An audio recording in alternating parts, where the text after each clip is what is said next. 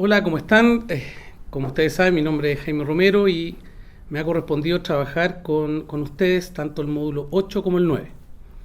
En el módulo 8 revisamos qué es lo que era un proyecto, los principales componentes, sus distintas fases, y le ha correspondido, como trabajo del foro, revisar un proyecto con errores de formulación.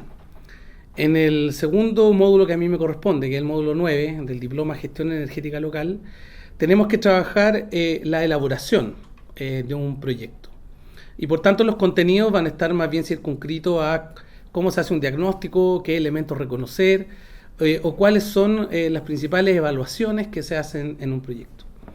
Antes de comenzar quisiera saludarlas y saludarlos a todos ustedes que están en el territorio nacional y que han vivido como ciudadanos el proceso de movilizaciones, me imagino que en muchos casos participando también de ellas, pero también como funcionarios municipales o de otras instituciones públicas que han visto sobrecargada su labor cotidiana para poder responder ante la inmensa amalgama de solicitudes que provienen desde el territorio, de las distintas organizaciones sociales, de la función propia del funcionario municipal, que es permitir que la comuna siga funcionando, trabajar para ello. Así que a todos ustedes un abrazo también como funcionario municipal de una comuna de la región metropolitana.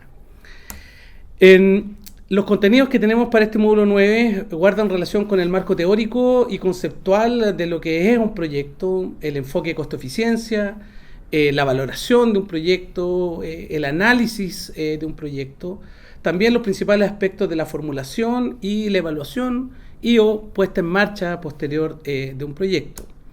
En esta primera parte vamos a ver básicamente lo que es marco teórico, el enfoque costo-eficiencia y la valoración descriptiva del beneficio social. ¿Qué es un proyecto? Esto ustedes lo han visto probablemente durante todo el diploma, pero simplificándolo es una idea. Una idea que se formaliza y que busca realizar una redistribución de recursos en un determinado cuerpo de la sociedad, en una institución, sobre la base de objetivos concretos, de beneficios esperados y de costos y beneficios también de orden cualitativo y cuantitativo que están calculados. Por tanto, un proyecto es el desarrollo de una infraestructura, es la elección de una carrera profesional incluso, el recambio de luminaria en una determinada comuna o el desarrollo de un sistema de agua potable o de un sistema de calefacción innovador en una determinada comuna. Por tanto, un proyecto es en esencia una decisión. Y como es una decisión, esa decisión distribuye elementos nuevos en la comunidad y por tanto debe ser profesionalmente elaborado y desarrollado. El proyecto atiende un problema. La pregunta es, ¿qué es un problema? A nosotros no nos interesan en este caso los problemas privados, sino que más bien los problemas públicos.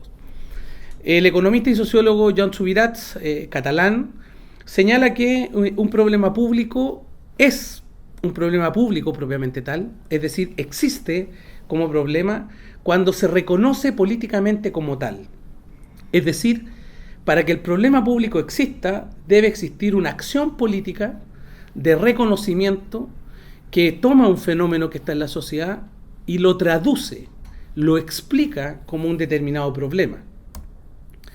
Por tanto, la calidad del problema es fundamental. Cómo yo establezco el problema, cómo lo delimito, cómo lo caracterizo, finalmente cómo lo defino, tiende a ser una cuestión extremadamente relevante.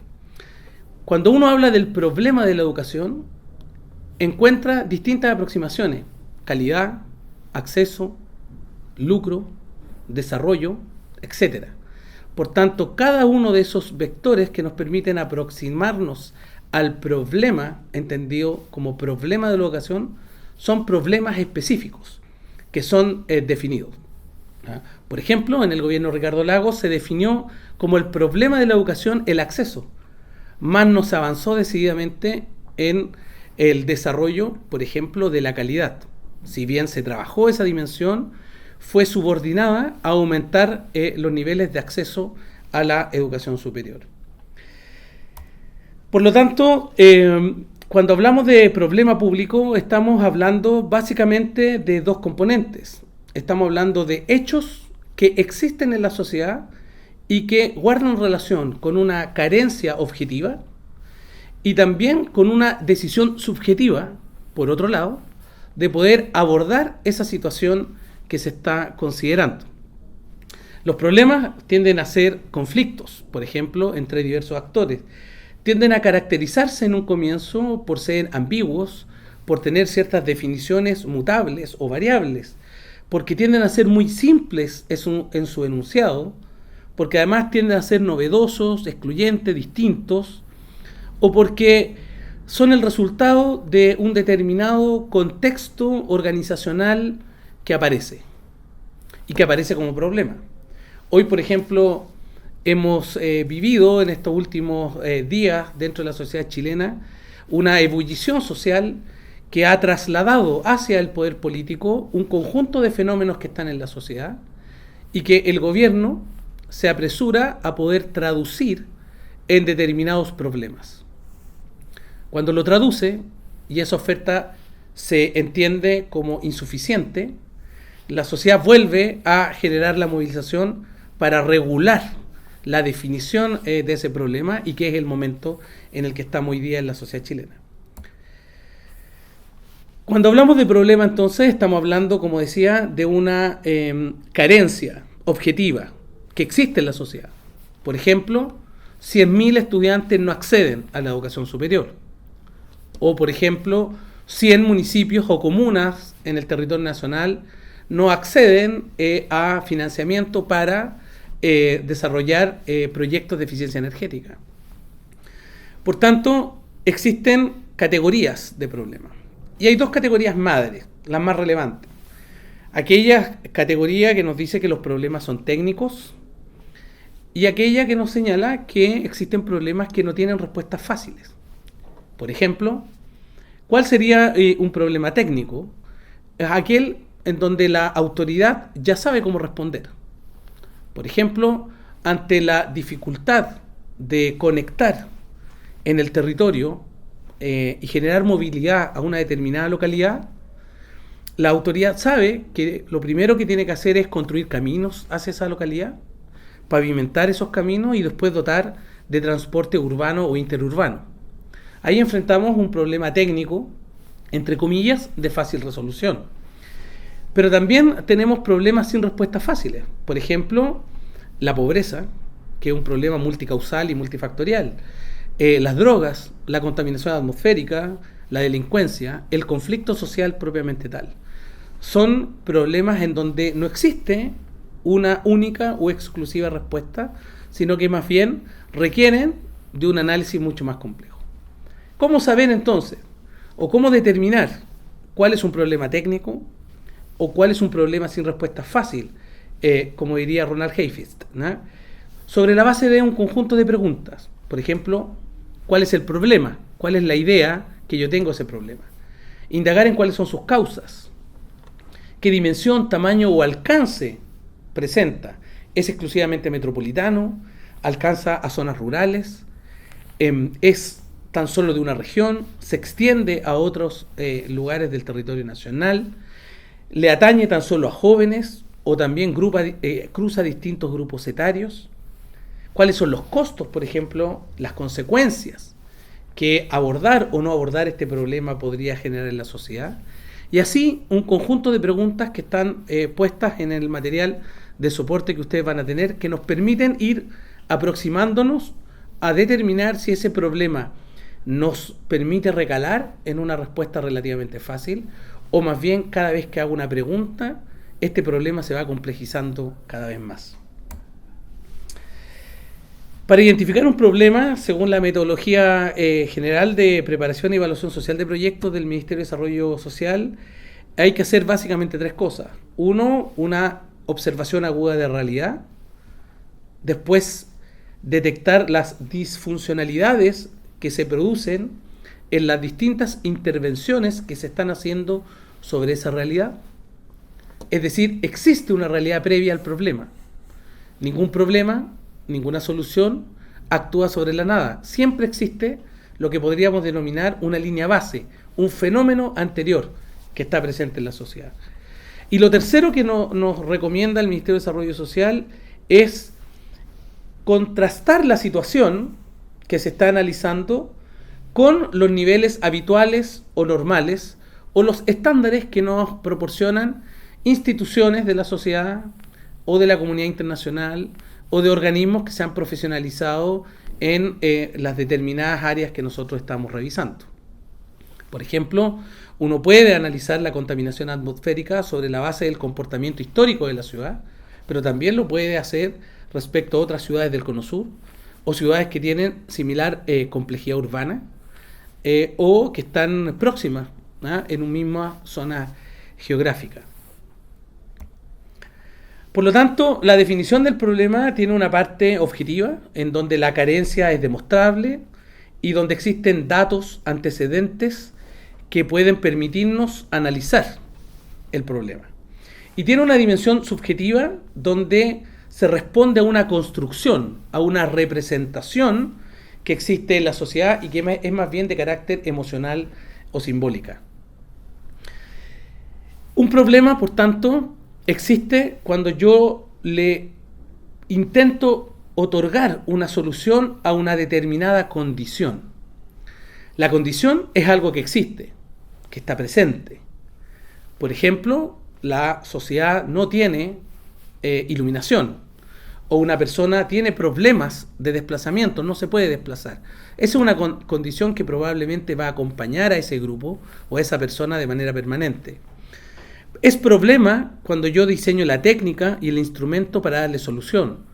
Una muleta, una silla de ruedas u otro tipo de artefacto para que la persona se desplace, o una iluminación sobre la base de energías convencionales o energías renovables. El costo-eficiencia, el enfoque de costo-eficiencia es básicamente mirar un conjunto de soluciones y elegir la alternativa que genera el menor costo o el más mínimo costo. No necesariamente se analizan los beneficios, porque es difícil valorizar el beneficio y además probablemente existen juicios de valor. Por tanto, el elemento más claro y económicamente más eficiente y técnicamente más contundente tiende a ser el análisis del costo. Y el análisis del costo se hace sobre la base de dos instrumentos o indicadores que ustedes van a leer profusamente después en la literatura que les voy a adjuntar. El primero, el valor actual de costos, en donde yo comparo distintas alternativas que tienen una vida útil igual, y el costo anual equivalente, o CAE, en donde yo comparo distintas alternativas con distintas vidas útiles. Ahí yo les proporcionaré la fórmula y además un manual en donde se explica paso a paso cómo hacer un cálculo relativamente simple a través de una planilla Excel. Por tanto, siempre será el proyecto más eficiente o la alternativa económicamente más eficiente o técnicamente más aceptable, aquella que represente un menor valor de costos actualizados. La valoración descriptiva del beneficio social básicamente se refiere a que normalmente los precios que están en el mercado mienten, porque no reflejan el verdadero costo que existe para la sociedad, no reflejan también el beneficio que existe para la sociedad, y por tanto se requiere establecer un conjunto de elementos o factores que nos permitan delimitar bien cuál es el mayor beneficio.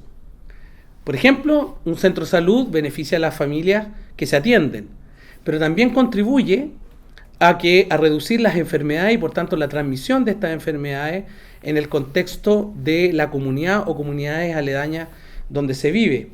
La pavimentación de un camino rural beneficia a las personas que viven en la localidad, pero también abre posibilidades para inversionistas que están fuera de ese lugar o para turistas que llegan a visitar ese lugar. Por tanto, nosotros tenemos beneficios que son directos, beneficios indirectos, externalidades positivas e intangibles. Los beneficios directos, por ejemplo, el subsidio que le permite a una persona ahorrar recursos. Los indirectos son aquellos que generan impactos en mercados adicionales. Las externalidades positivas, aquellos que generan impactos positivos sobre terceros no relacionados. Por ejemplo, el acondicionamiento térmico de una vivienda busca reducir el gasto en calefacción en una determinada unidad habitacional, pero al mismo tiempo genera un aumento del precio porque es una vivienda de mejor calidad. Y ese no es el objetivo principal, pero sí es una externalidad. Y aquí, para cerrar, el punto más relevante cuando yo analizo los beneficios sociales también, y normalmente la gente tiende a dejarlos fuera, que son los intangibles. Los directos, indirectos y externalidades positivas son muy fáciles de detectar, pero los intangibles tendemos a dejarlos fuera y tienden a ser muy relevantes. El intangible es más emocional, más simbólico. Cuando yo construyo un camino, cuando yo construyo un equipamiento urbano, por ejemplo, en un determinado lugar, no solo entrego una obra, sino que también puedo estar generando una sensación de reparación, de justicia social, genero felicidad en la comunidad. Y eso es intangible, también debemos considerarlo a la hora de evaluar socialmente un proyecto.